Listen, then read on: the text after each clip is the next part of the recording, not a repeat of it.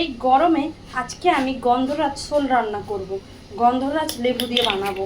গরমে খেতে ভীষণ ভালো লাগে। আর এখানে হচ্ছে আমি প্রথমে শোল মাছটা ভালো করে ধুয়ে নিয়েছি। কাঁচা সরষার তেল দিয়ে দিলাম,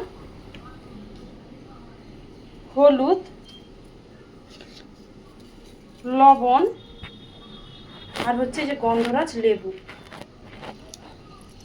এখানে গন্ধরাজ লেবুর রসটা দিয়ে দিলাম। আপনাদের কাছে যদি না গন্ধরাজ লেবু থাকে আপনারা যে কোনো লেবু ব্যবহার করতে পারেন। ভালো করে লেবু, লবণ, সরষার তেল, হলুদ মাখিয়ে নিচ্ছি। কড়াতে সরষার তেল নিয়ে নিয়েছি, তেলের উপরে সামান্য চিনি দিয়ে দিলাম, একটা তেজপাতা আর একটা শুকনো লঙ্কা। এই গরমে কিন্তু একদম সিম্পল হালকা পাতলা রাখবো, হালকা পাতলা। তেল মাছটা ভাজবো না, কারণ এমনি এখানে তেল, আবার ভাজলে বেশি তেল হয়ে যাবে না। আর গরমে যত তেল কম থাকবে। আমি কিন্তু মাছটা গন্ধরাজ শোল যে রান্না করবো কাঁচা মাছ দিয়েই করবো। দিয়ে পেঁয়াজটা খুব ভালোভাবে ভেজে নিচ্ছি। আর এই পেঁয়াজটা কিন্তু লাল করে ভাজতে হবে ভালো করে। এবার শিলে বাটা মশলা দিয়ে বানাচ্ছি। রসুন বেটেছি অল্প, সেই রসুন বাটাটা দিয়ে দিলাম। সব গরমে অল্প অল্প মশলা দিবে, আর আমি কিন্তু মশলা শিলেই বেটে নিয়েছি। দিয়ে ভালো করে রসুনটা আগে ভেজে নেব। রসুনটা ভাজা হয়ে গিয়েছে, এবার আদাটা দিয়ে দিচ্ছি। এটা গন্ধরাজ শোলও বলতে পারে, আবার গন্ধরাজ শোল মাছের কাঁচা তেল ঝালও বলতে পারে। দিয়ে আদাটা খুব ভালোভাবে ভেজে নিই। দেখুন আদা, পেঁয়াজ, রসুন খুব ভালোভাবে ভাজা হয়ে গেছে। এবার লঙ্কা বেটে নিয়েছিলাম, কাঁচা লঙ্কারই পাকা আমি এখানে বেটে নিয়েছি, সেটা দিয়ে দিলাম। আর 2-3টা কাঁচা লঙ্কাও দিয়ে দিলাম। আপনারা যেমন ঝাল খাবেন আপনারা তেমন কিন্তু বুঝে শুনে ঝাল দিবেন।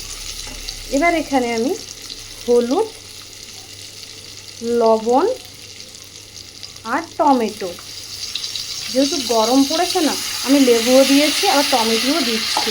আমি 2টো বড় বড় টমেটো দিয়ে দিয়েছি। সামান্য জল দিয়ে মশলাটা এবার ভালো করে আমি কষিয়ে নেব।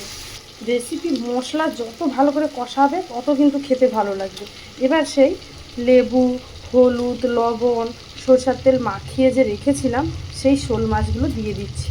আর বড় বড় শোল মাছ দেওয়ার চেষ্টা করবে, তাহলে দেখবে মাছটা খেতেও ভালো লাগবে। দিয়ে ভালো করে এবার আমি এটা আস্তে আস্তে করে কষিয়ে নেব। আগে কষাবো, এখনই জল দেবেন না।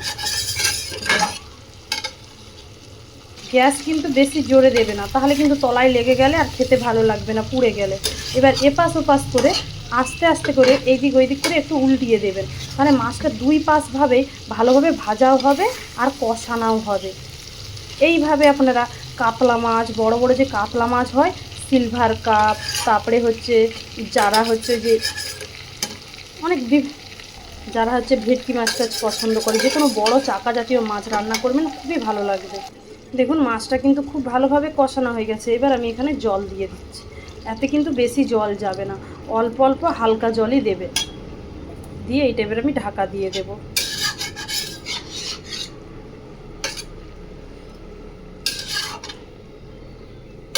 আপনারা যদি কেউ আলু দিতে চান আলুও দিতে পারেন, কিন্তু আমি আলু দেবো না, এইভাবেই রান্না করব। হয় এখানে আমি আরেকটু লেবুর রস দিয়ে দিচ্ছি, মানে গন্ধরাজ লেবুর রস। বুঝে শুনে দিবেন, আবার বেশি টক হলেও তো ভালো লাগবে না, তাই না? দিয়ে এইটা এবার আমি ঢাকা দিয়ে দিচ্ছি। এটা আমি ঢেকে দিয়েছি। এই দেখুন আমার তেল ঝালটা হয়ে গেছে, একদম পুরো গা মাখা গা মাখা। এবার কিন্তু আমি এটাকে নামিয়ে নেব। আর খুব সুন্দরভাবে সিদ্ধও হয়ে গিয়েছে। এবার লাস্টে আরেকটু লেবু ছড়িয়ে নামিয়ে নেব। এই দেখুন আমার গন্ধরাজ শোলটা কতটা সুন্দর হয়েছে, বা গন্ধরাজ শোল মাছের তেল ঝাল। এইভাবে অবশ্যই বাড়িতে বানিয়ে দেখবেন। আর গরমে কিন্তু এইসব খাবার খেতে কিন্তু ভীষণ ভালো লাগে। আর আমার যদি রেসিপি আপনাদের ভালো লেগে থাকে, আপনারা সবাই সাথে থাকবেন, আপনারা সবাই ভালোবাসা দিবেন। নমস্কার।